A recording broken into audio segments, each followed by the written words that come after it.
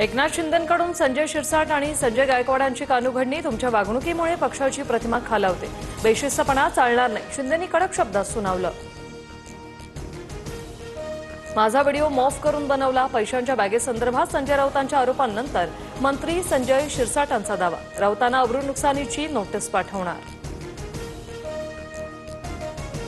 मुंबई महापालिकेच्या निवडणुका महायुती म्हणूनच लढणार, पण मुख्यमंत्री फडणवीस उदार, मित्राला महापौर पद देऊ शकतील, भाजप प्रदेशाध्यक्ष रवींद्र चव्हाणांचं मोठं वक्तव्य.